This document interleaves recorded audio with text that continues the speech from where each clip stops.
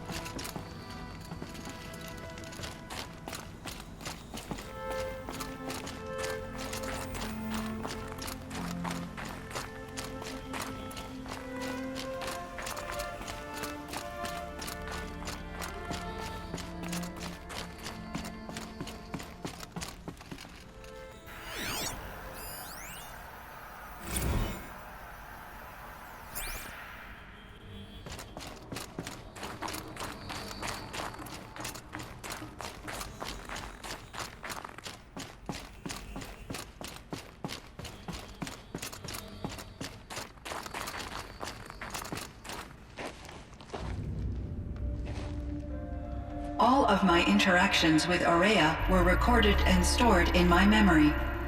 I'd be happy to play any of them for you, but there was one in particular I thought you would want to see first. I captured it 4 years ago, just after I told her that I could no longer defend myself against the daemon's attacks. I will speak of this to my brother. Aratak is strong. At the Battle of the Frozen Ghosts, he took 3 Karja arrows and still came back to camp carrying a wounded scout. Never was I so happy to see him. Or so proud. So you see, if anything can be done to defend you, he will give it all he has. Aloy's here. That's enough for now.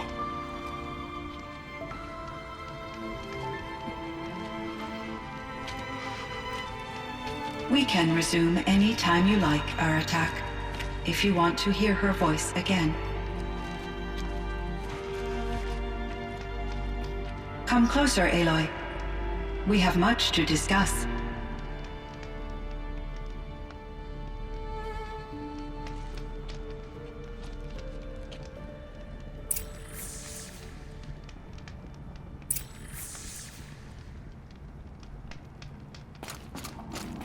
Hello, Aloy.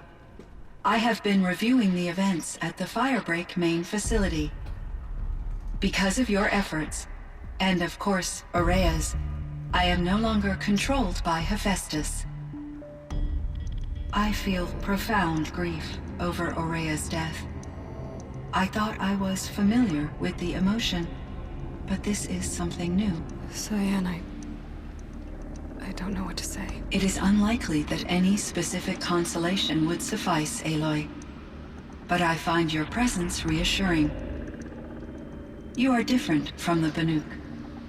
You have technological aptitude and a functioning focus.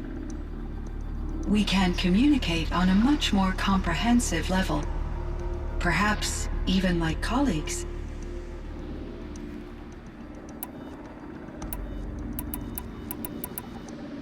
Was the daemon, Hephaestus, destroyed along with the cauldron? Unfortunately, no. To be precise, it was never there to begin with. What do you mean? It infiltrated and controlled me from a remote location, one I've never been able to trace. So while losing the cauldron was a setback... It's still out there. And probably not very happy with us. Undoubtedly. You meant a lot to Ourea. Once I understood Ourea's spiritual beliefs, it became apparent that her true desire was companionship. She felt disconnected from her tribe and her family group. Her relationship with Aratak was difficult. Our visits seemed to help her, and I became eager for them. Yet I did not comprehend that the depth of Ourea's compassion for me would lead to self-sacrifice. Although I do fear non-existence, I wish our roles could be reversed. I'm sure she knew you would do the same for her, CYAN. But she was determined. I should get going. Aloy, there is one more matter. Aratak will come to me again, and I predict he will bring other Banuk. I have no desire to contradict their view of the world, their spirituality. Due to my uncertainty, I omitted a great deal from my conversations with Ourea. You're asking me if you should lie to them. Broadly, yes.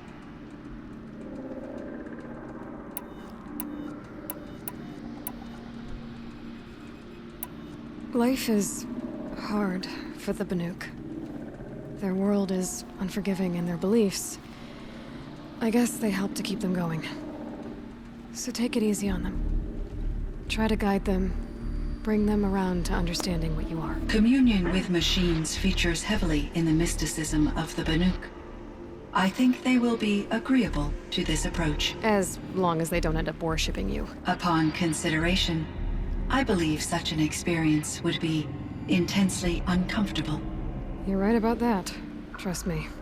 I see. I will follow your advice. Will you return and tell me about your experiences in this new world? I may be able to provide further insight. I'd like that, CYAN. I'll come back when I can. I should check on Aratak. See how he's doing.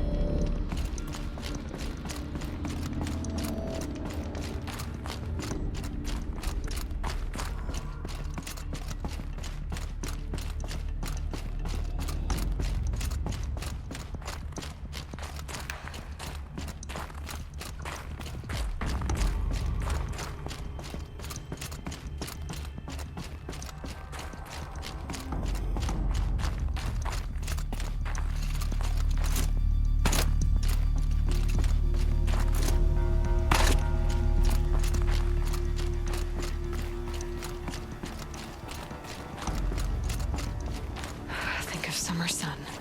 Breeze through the trees.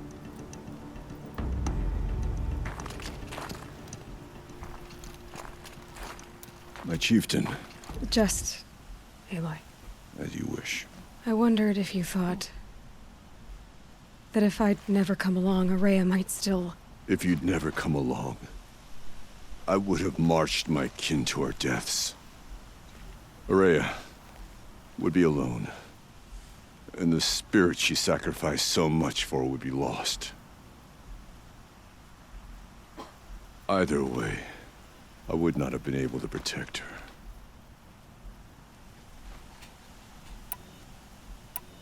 You didn't let her down. You helped her do what she wanted.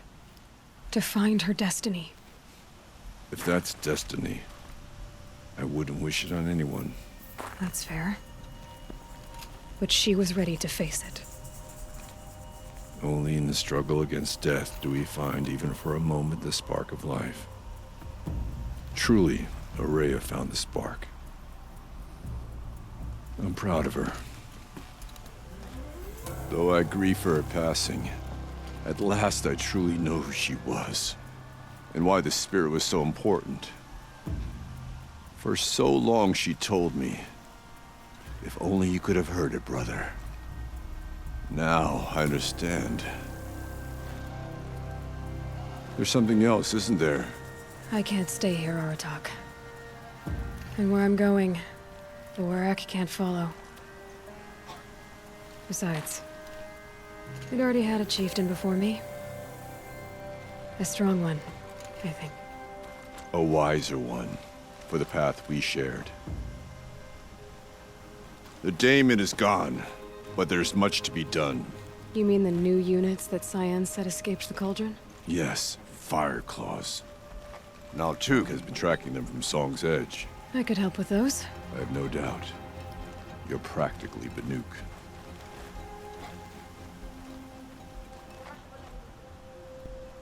It would seem your time among the Banuk wasn't a waste after all. Firebreak, CYAN, Hephaestus, all very interesting. So, the signal that woke Hades woke Hephaestus too. And unleashed them on the world. His minds of their own. So it seems. Parts of Gaia given life, aberrant life, transformed from docile subordinate functions into rebellious intelligences beyond our understanding. Our current understanding, anyway.